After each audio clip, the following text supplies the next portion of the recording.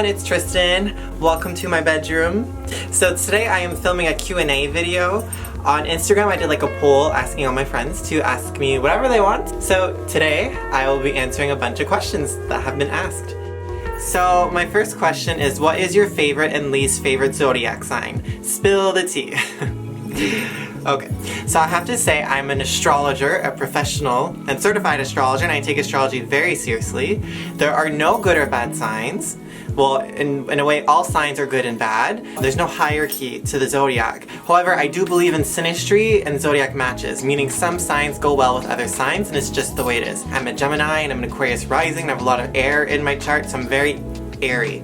Very, very airy. And typically air gets along better with air or fire.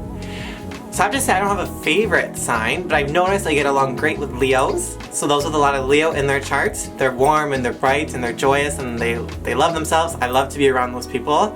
Sagittarius is also a really good sign to get along with. And Aquarius, because Aquarius is so intellectual, and Gemini, like me, are so cerebral. Also other Geminis too, I love Geminis. Now, I don't have a least favorite sign, but going through history and like track record and even just looking into astrology, I do feel like I have the most difficulties with Capricorn. Capricorns are amazing people, they are. They're hardworking and they're prudent and they're practical and efficient, and those are great qualities to have. I'm just like the opposite of that. I'm very spiritual and like rebellious and like colorful, and Capricorn is very traditional, and you know. And I have lots of Capricorn friends and I do love my Capricorn friends, but I've noticed that it's the energy that I struggle with the most. So it's not that I don't like Capricorns, it's just the way it is. I tend to be quite different than those with a lot of Capricorn in their chart. So yeah, those are my favorite and least favorite signs, but it's just synastry. So my second question is, what is your dream goal in life? And that's a big question. My dream. Well, I have so many dreams. One of my dreams is to be married with children and have a beautiful house and just be near nature. That's a beautiful dream, and be near animals. Like, one of my biggest dreams though is to kind of have like my own building, because I'm a healer and I'm usually renting from other spaces. Like I go to yoga studios or massage clinics, and like I'm always traveling. I would like to have my own like holistic energy healing building where I can sell my products and like teach courses and see clients and just have like my own thing. So I think that's one of my dreams. So my third question is, can a chakra be blocked for just a small period of time?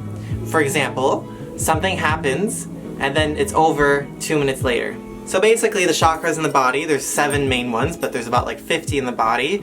We can have deep rooted issues with the chakra. Like your heart can have like deep blockages that could take lifetimes to heal. It could take 10 years, it could take 5 years. But absolutely, something can happen. Let's say you embarrass yourself in public, your solar plexus chakra might start to block itself. But then 2 minutes later, you take a deep breath and you're back to normal.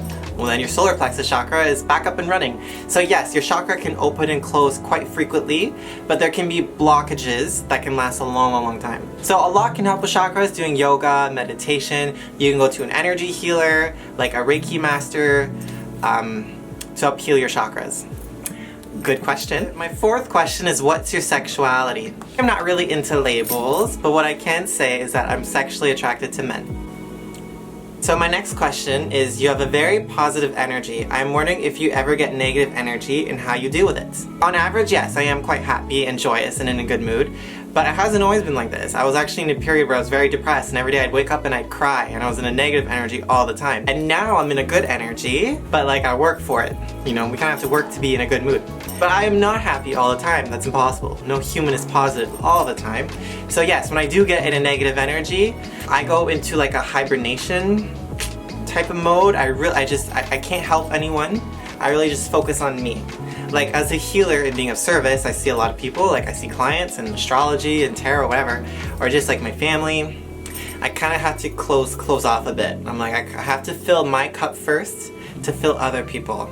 So whenever I notice that I'm off or I'm feeling a bit negative or low, I kind of say, sorry everyone, I gotta focus on me. And then I bloom and I flourish, and then I'm happy again, and then I can go back into the world and assist other people and show my light. But yeah, that's kind of what I do. So my last question was, what made you realize you have psychic abilities, and when did you discover it? I have to say, I've always been very, very spiritual and very sensitive, like always. Like Halloween is my favorite time of year. Like I always believed that witches were real and fairies and that there was another side and ghosts and God. I was always into it. Like I've been taught that all that doesn't exist, and like I was taught to use my rational thinking mind and to use logic, and I've always been very, very sensitive to energy, but I didn't know I was. I thought everyone was sensitive to energy, but I didn't realize that I was like hypersensitive, extra sensitive than the regular person. And I'd go crazy, are you kidding me? I was so sensitive, and I would just cry and be like, oh my god, this world is too much. But being sensitive and intuitive is not psychic. Basically, at around 22, I went through like a depression, and I was very, very dark, and I was very, very sad, and I was very, very overwhelmed. None of the world made sense. So I really went into like a healing journey. So I was really going in like an intense spiritual practice to heal myself. And within that spiritual practice, this is when I discovered that I had these magical abilities. I'd be meditating, and I'd be able to feel like there'd be energies around me, okay? But it wasn't people. It was like from the other side. So then I'd like ask it questions and I talk to it, and then I start to see images, and that's kind of when I knew that I kind of had a spiritual gift. I was like, okay, I'm kind of psychic. So there wasn't really like a moment when I was like, I'm psychic. I was born with it. Like I was born sensitive, I was born soft, I was born gentle, I was born spiritual. So I was born with the gift, but I started to like practice it at around 22. Depending when you're watching this video, but for me, 2021 is just starting. It's like January 5th. January 5th. So 2021 is just starting, so I wish everyone a beautiful 2021. I love you so much. Take great care of yourself. If you have any more questions for me, or if you'd like me to do another Q&A, let me know. I'll gladly do it. I love you all. Goodbye.